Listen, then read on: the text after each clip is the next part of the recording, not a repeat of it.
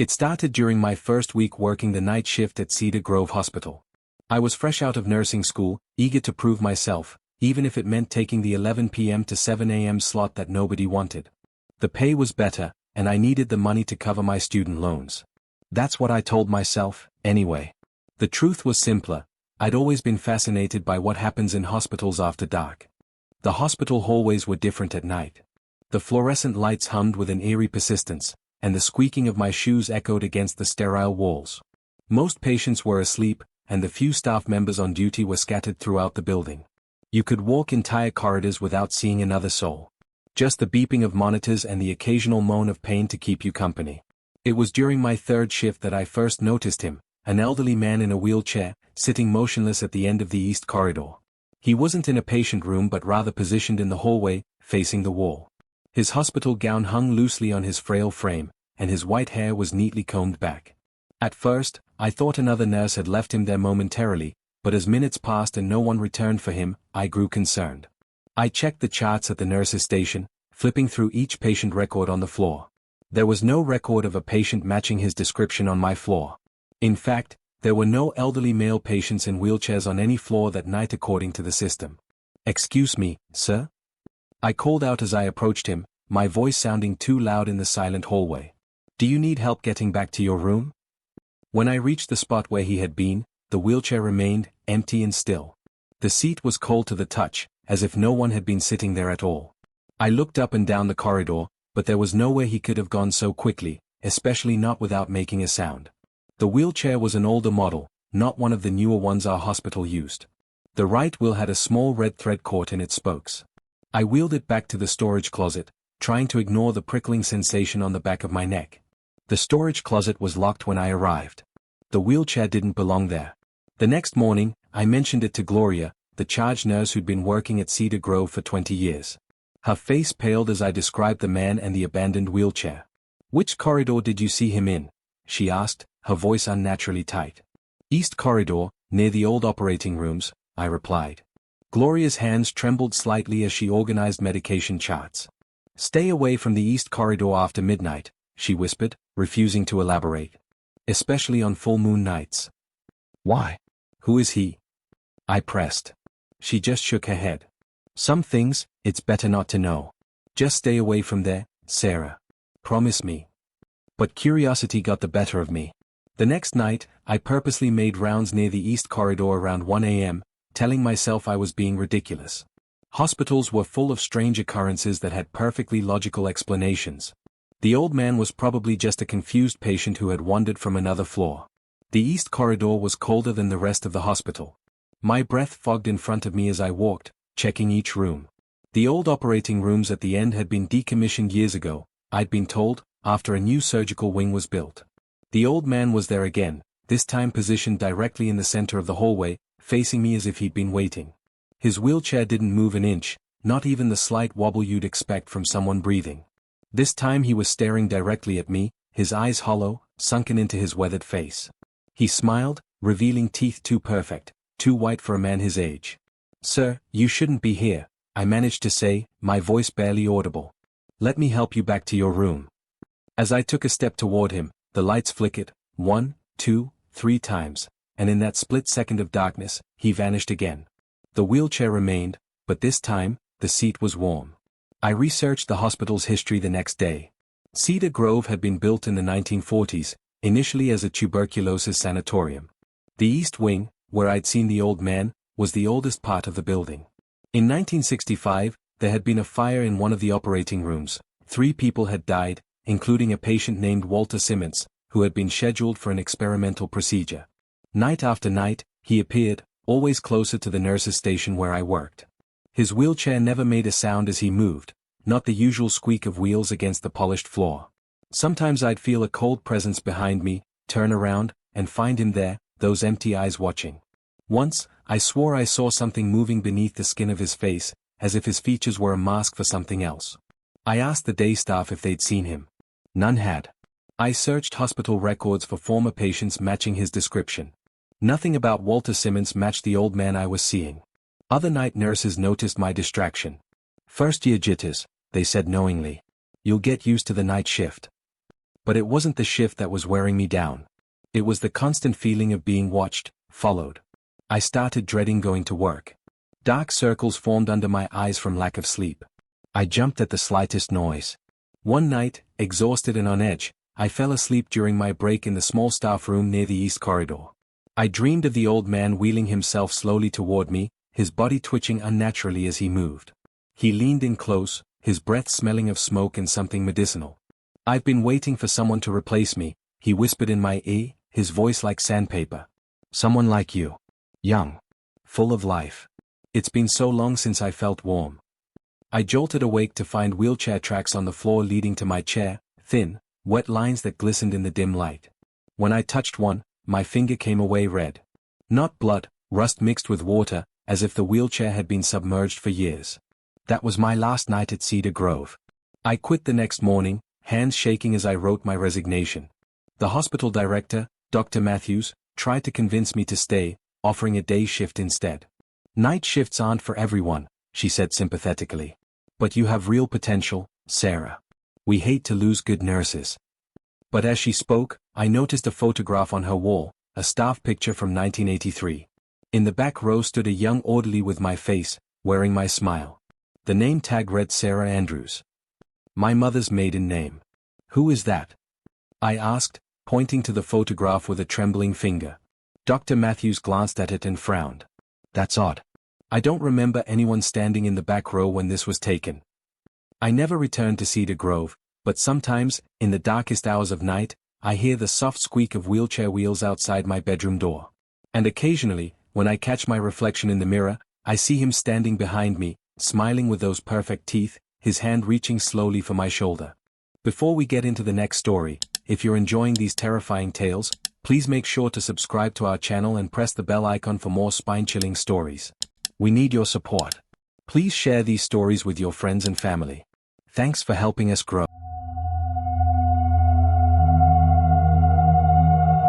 My name is Marcus, and I found my dream apartment in the city last spring. After months of searching through overpriced showboxes and rundown fire traps, I couldn't believe my luck when I found the listing online. Spacious one-bedroom in a historic building, newly renovated kitchen, hardwood floors, large windows that let in streams of natural light, and most surprisingly, within my budget. In this housing market, it seemed impossible. I should have questioned why it was so affordable. I should have asked more questions, period. The landlord, Mr. Kaplan, was an elderly man with thick glasses and trembling hands. He seemed anxious to rent the place quickly. The previous tenant left abruptly, he explained as he fumbled with the keys. Something about a job transfer. Left most of his furniture behind too. He gestured to the sleek modern couch and glass coffee table. "I'll knock $100 off the rent if you want to keep it." I signed the lease that day. What fool would I? The furniture alone was worth thousands. Everything was fine for the first few weeks. I settled in, arranged my belongings around the previous tenant's abandoned furniture, and made the space my own. I loved the arched doorways, the crown molding, the antique radiators that clanked and hissed but kept the place comfortably warm even on the coldest nights. The apartment had character, history. I imagined all the lives that had unfolded within these walls over the decades. Then the noises began, soft at first, almost imperceptible. Tapping sounds from inside the walls. Tap tap tap. Pause. Tap tap tap. I assumed it was the pipes or perhaps mice. The building was old, after all. But after a few days, I noticed the tapping had a pattern, almost like Morse code. 3 short taps, 3 long ones, 3 short again. Over and over. It always started at 3:17 a.m. exactly. I know because it would wake me up, and I'd check my phone, groggy and annoyed. I mentioned it to Mrs. Abernathy, my elderly neighbor across the hall. She was the building gossip, always knew everyone's business. "Noises in the walls?" She gave me an odd look before quickly changing the subject. "How are you liking that couch? Benjamin had good taste in furniture, didn't he?" Benjamin? Was that the previous tenant? I asked. Mrs. Abernathy's eyes widened slightly. "Oh, I shouldn't gossip," she said, though gossiping was clearly her favorite pastime. "But since you asked, Benjamin was unusual. Kept to himself. Always working on something in that apartment. Power tools at all hours. Mr. Kaplan almost evicted him twice before he disappeared." Disappeared? The word sent a chill down my spine. "Well, moved away suddenly," she corrected herself with a dismissive wave. Same thing, isn't it? Nobody's heard from him since. Now, would you like some tea, dear? That night, the tapping was louder, more insistent. Tap tap tap. Taap. Tap tap tap. It seemed to come from all around me, the bedroom wall, the kitchen, the living room. I pressed my ear against the cool plaster, trying to pinpoint the source. The moment my skin touched the wall, the tapping stopped. Complete silence followed, heavy and expectant, as if the walls themselves were holding their breath. A week later, I noticed small items in my apartment weren't where I'd left them. My keys on the kitchen counter instead of the hook by the door. My toothbrush laid across the sink rather than in its holder. A coffee mug in the cupboard when I was certain I'd left it in the dishwasher. Minor things, easily explained by forgetfulness, by the stress of a new job and a new apartment. Until I found the first note, stuck to my bathroom mirror when I returned from work. I'm still here. 3 simple words written in black marker. The handwriting was jagged, pressed hard into the paper as if written in anger or urgency. I tore it down, convinced it was a prank from a friend who had my spare key. I texted my buddy Chris, who had helped me move in. He denied having anything to do with it. 2 days later, another note appeared on my refrigerator, "You're in my space." My heart pounded as I stared at the message. I hadn't given anyone else a key. I checked the locks on my door and windows, all secure. I changed the locks that afternoon, paying extra for a deadbolt with a reinforced strike plate. The note stopped, but the tapping grew more frenzied. It no longer followed a pattern but sounded random, urgent. Sometimes it would stop abruptly if I shouted at the walls. Other times it would grow louder, as if in response. I began having trouble sleeping. Dark circles formed under my eyes, and I jumped at the slightest sound. My coworkers started asking if I was okay. I wasn't. One night, after 3 beers and too many hours lying awake listening to the incessant tapping, I grabbed a hammer from my toolbox and pounded it against the bedroom wall. "Shut up!" I screamed. "Just shut up." The tapping stopped immediately. Then, faintly, I heard breathing on the other side, as if someone had their ear pressed against the exact same spot. A low chuckle followed, muffled by the wall but unmistakably human. I stumbled backward, dropping the hammer with a thud. That's when I noticed a small seam in the wallpaper I hadn't seen before, a fine line running from floor to ceiling in the corner of my bedroom. I peeled it back to find a small door, no bigger than a showbox, camouflaged to match the wall perfectly. With trembling hands, I opened it, revealing a dark, narrow crawlspace between the walls. The musty smell of confined space hit me first, followed by something else, the unmistakable odor of body sweat and unwashed clothes. I shined my phone's flashlight into the opening. Inside was a small living area with food wrappers, a sleeping bag, bottles of water, and a portable battery pack. And photos, dozens of photos of me sleeping, eating, showering. Me brushing my teeth. Me watching TV. Me changing clothes. All taken from impossible angles that could only be explained by small holes drilled into my walls. In one corner was a stack of notebooks. I grabbed one and flipped it open. Page after page of rambling text. Day 47. The new tenant doesn't deserve my apartment. Doesn't appreciate the modifications I've made. Watches trash TV. Sleeps too much. Wastes the space. I ran out of the apartment and called the police from the hallway, not daring to go back inside. When they arrived and searched the crawlspace, they found it empty. The sleeping bag was still warm. But taped to the inside of the tiny door was a final note, "I'll find a new place to hide." The police searched the entire building but found nothing. They questioned Mr. Kaplan, who admitted he'd had complaints from previous tenants about strange noises but assumed it was the old plumbing. When they asked about Benjamin, the previous tenant, he claimed Benjamin had given notice and moved out normally, leaving furniture behind as a courtesy. "Did you actually see him leave?" the officer asked. Mr. Kaplan hesitated. "Well, no. He left his keys in the mailbox with a note. I moved out that night, taking only what I could carry in one suitcase. I stayed with Chris for a week while I found a new place, a sterile, modern apartment in a brand new building with concrete walls too thick for anyone to hide inside. A month later, I ran into Mrs. Abernathy at a coffee shop. She seemed surprised to see me. "Oh, Marcus. I heard you moved out in quite a hurry." I nodded, not wanting to explain. "How's the building?" "Oh, same as always," she said, stirring her tea. "Someone new moved into your old apartment last week. Seems like a nice young man. Keeps to himself." She leaned closer, lowering her voice. Looks a lot like you, actually. Same build, same haircut. Even has glasses like yours. Funny coincidence, isn't it?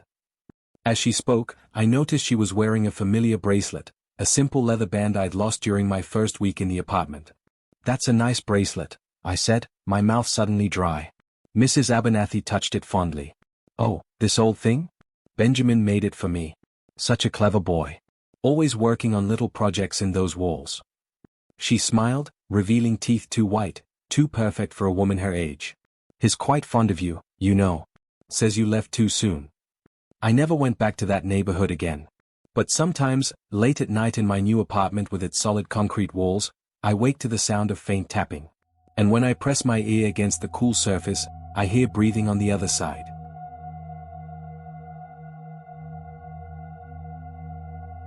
The cross-country drive was supposed to be an adventure, a way to clear my head after the divorce. Just me, my old Chevy, and 2,000 miles of open road between Seattle and my sister's place in Chicago. No schedule, no deadlines, no one waiting for my calls. Freedom, or at least that's what I told myself as I loaded up the trunk with snacks, water bottles, and too many changes of clothes. My ex used to tease me about my inability to travel light. It's like you're afraid of leaving pieces of yourself behind, she'd say. Maybe she was right about that, like she was right about so many things. Maybe that's why I was driving across the country instead of flying, so I could take my time letting go. By day 3, I was deep in the emptiness of rural Montana. The radio stations had long since faded to static, and I hadn't seen another car for at least an hour. My phone showed no service. Just me and the 2-lane highway that stretched endlessly ahead, cutting through fields of tall grass that swayed in the wind like ocean waves. The vastness of the landscape made me feel small, insignificant. I liked that feeling. The sun was setting when I saw her, a young woman standing by the roadside, thumb extended. Her blue dress fluttered around her legs, and her blonde hair whipped across her face in the breeze. A small vintage suitcase sat by her feet. I slowed down, squinting through the golden light of sunset to get a better look.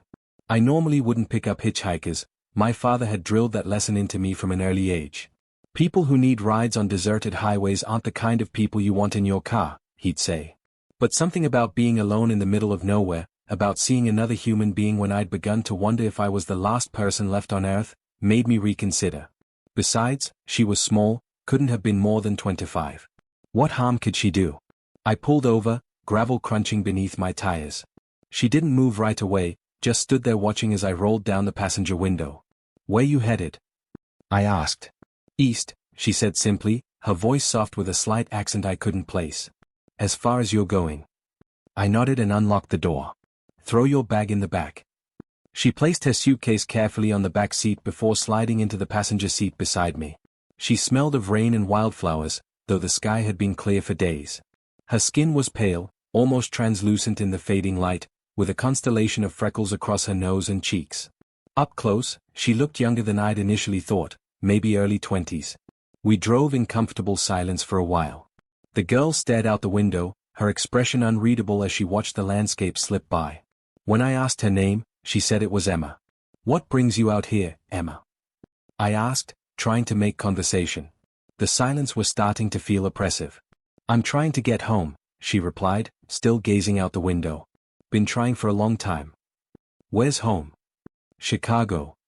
She turned to look at me then, her eyes a startling pale blue in the dimming light. Just like you. I frowned, my hands tightening on the steering wheel. I never said I was going to Chicago. Emma smiled faintly. Didn't you? I was certain I hadn't mentioned my destination. The conversation played back in my head. I'd asked where she was headed, but I hadn't told her where I was going. Maybe I was more tired than I realized. As darkness fell, the temperature in the car dropped dramatically. Montana nights were cold, but this was different, an unnatural chill that seemed to emanate from the passenger seat. I turned up the heat, but it didn't seem to help. My breath began to fog in front of my face. Emma didn't seem to notice. We passed a road sign for a town called Millbrook, 15 miles ahead. Emma suddenly became agitated, her previously calm demeanor cracking. She sat up straight, her hands clenched into tight fists on her lap. Not Millbrook, she whispered, her voice tight with fear. Please, not through Millbrook. I glanced at her, concerned by the sudden change. Is there a problem with Millbrook? That's where it happened, she said, her voice barely audible over the hum of the engine. That's where he found me. Who found you? I asked, slowing the car slightly. Before she could answer, Emma pointed to a dirt road coming up on our right. It was barely visible in the darkness, unmarked except for a weathered wooden post. Take that road instead. It's a shortcut. Something in her tone made me uneasy.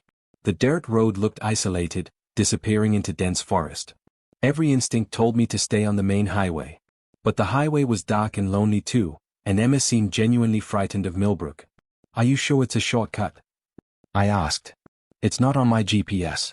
Trust me, Emma said, her cold hand suddenly resting on my arm. I've traveled this way before. I hesitated, then turned onto the dirt road. The moment we left the highway, my headlights seemed dimmer, barely penetrating the darkness ahead. The road wound through dense forest, the trees pressing close on either side, branches scraping against the car like skeletal fingers. How much farther until we connect back to the highway? I asked after 20 minutes of slow driving on the increasingly rough road. We should have reached a main road by now if this truly was a shortcut.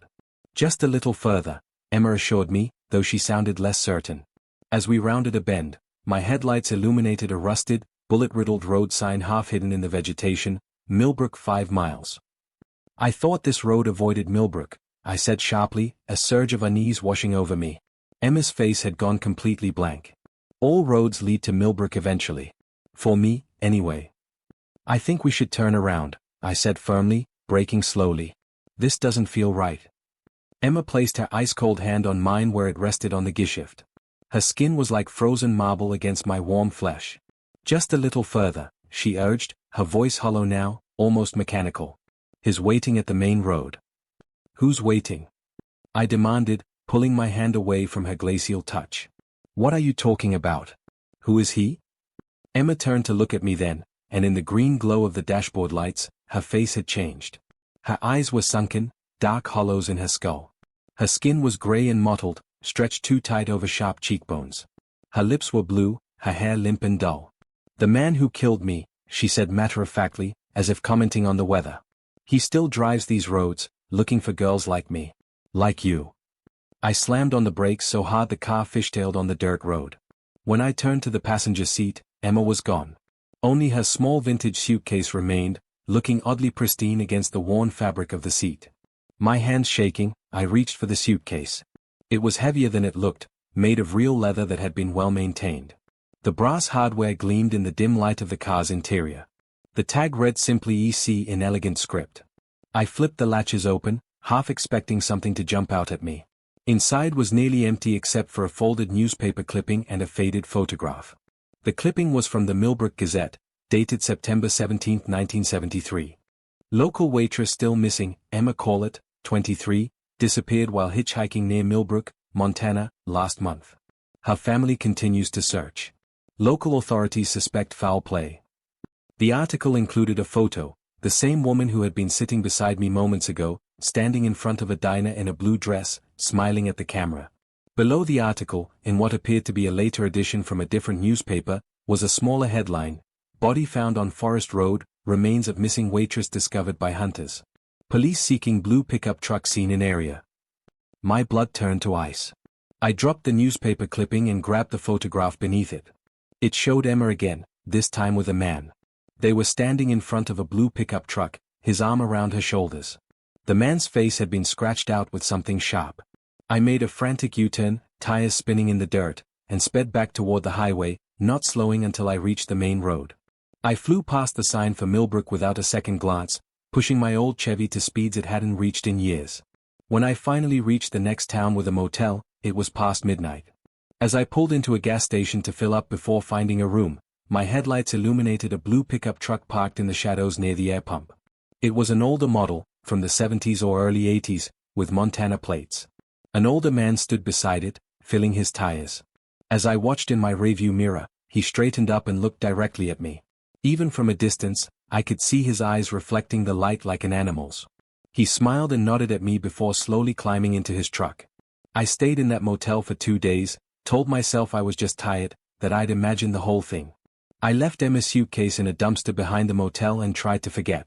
I never picked up another hitchhiker again. But sometimes, on long drives when I'm alone on empty roads, I catch a glimpse of a woman in a blue dress standing by the roadside in my rearview mirror. She's always gone when I look back. And sometimes, in my nightmares, I hear the rumble of an old blue pickup truck following close behind me, and a man's voice whispering, "She brings me the pretty ones.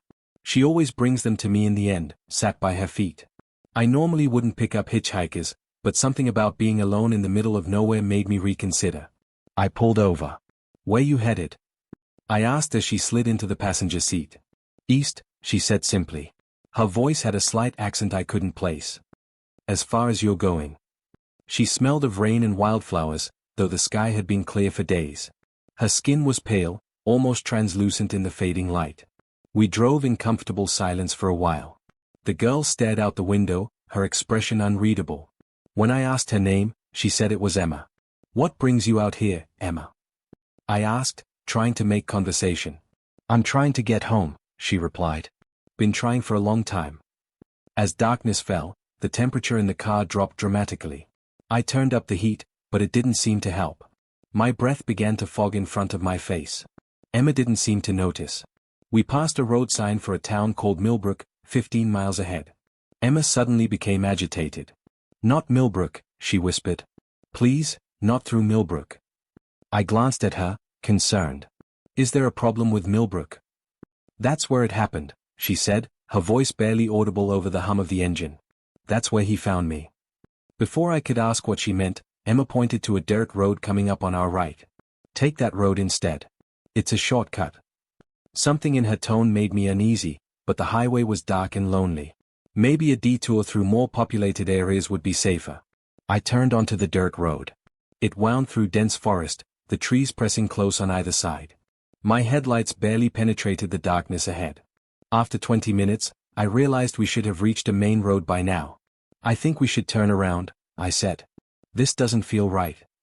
Emma placed her ice-cold hand on mine. "Just a little further," she urged. "He's waiting at the main road." "Who's waiting?" I demanded, pulling my hand away. Emma turned to look at me then, and in the green glow of the dashboard lights, her face had changed. Her eyes were sunken, her skin gray and mottled. "The man who killed me," she said matter-of-factly. "He still drives these roads, looking for girls like me. Like you." I slammed on the brakes. When I turned to the passenger seat, Emma was gone. Only her suitcase remained. With shaking hands, I opened it, finding only a newspaper clipping from 1973 about a young woman named Emma Corlett who had disappeared while hitchhiking near Millbrook, Montana. Her body was found weeks later on a dirt road detour. The article included a photo, the same woman who had been sitting beside me moments ago. I made a frantic U-turn and sped back to the highway, not slowing until I reached the next town. As I pulled into a gas station, my headlights illuminated a blue pickup truck parked in the shadows. An older man watched me from the driver's seat, his eyes reflecting the light like an animal's. He smiled and nodded at me before slowly driving away. I never picked up another hitchhiker again. But sometimes, on long drives, I catch a glimpse of a woman in a blue dress standing by the roadside in my rearview mirror. She's always gone when I look back.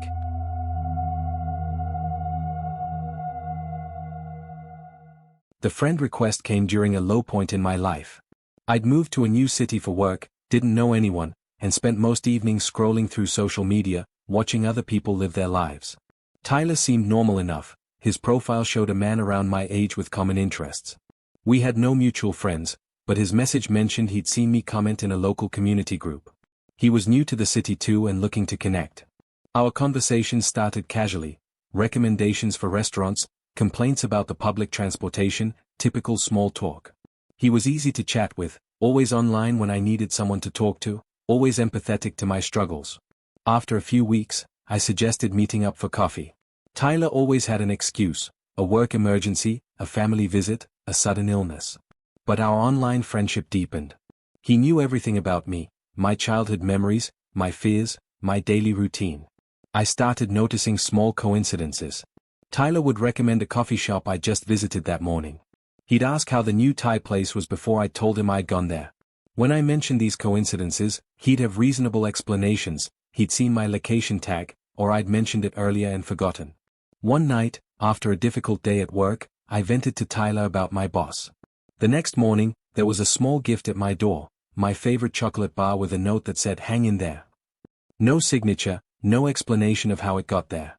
I asked Tyler about it, but he denied sending anything. The anonymous gifts continued, always small items, always things I'd specifically mentioned to Tyler. A bookmark shaped like a cat after I told him I'd lost mine. A specific brand of tea I'd been craving. Always at my doorstep, never through the mail. I began to feel watched. I'd sent someone behind me on my walk home, only to turn and find no one there. My upstairs neighbor mentioned seeing someone who matched Tyler's profile picture loitering near our building. I decided to do some digging. I reverse image searched his profile picture and found it belonged to a model from a stock photo website. I searched for his name in the city records but found nothing. The company he claimed to work for had no employee by his name. When I confronted him online, he became defensive, then apologetic. He admitted his profile was fake but insisted his feelings for me were real. He begged me not to cut him off. Against my better judgment, I agreed to meet him in a public cafe. I arrived early, chose a table with a clear view of the door, and waited. Tyler never showed. That night, my apartment door was unlocked when I got home, though I was certain I'd locked it. Nothing was missing, but everything felt slightly off. Chairs moved an inch from their usual spot, books aligned differently on shelves. On my bathroom mirror, written in steam that hadn't yet faded, "You shouldn't have tried to meet me." I went to the police, but they said there wasn't enough evidence of a crime. They suggested I block Tyler and change my locks, which I did immediately. Weeks passed with no contact from Tyler. I began to relax, thinking perhaps he'd moved on. Then my new boss called me into her office to discuss a disturbing email she'd received, a detailed account of my dangerous obsession with a coworker, complete with fabricated screenshots of messages I'd never sent. The same day, friends began calling about strange posts appearing on my social media, things I never wrote, sharing personal details I'd only ever told Tyler. I deleted all my accounts and changed my phone number. I moved to a different apartment in a secured building. For a while, I thought I was free. Then, last week, a new tenant moved into the apartment across the hall. I've never seen his face clearly, but sometimes I hear typing from his apartment late at night. Yesterday, he slipped a note under my door. I missed our talks. Ready to be friends again? I'm packing my bags tonight. I don't know where I'll go, but I know I can't stay here. Because the worst part isn't the stalking or the fear, it's the realization that Tyler was never just one person. From the changing patterns in our conversations to the impossible timing of his messages, I've come to understand that Tyler is multiple people, working together, watching me.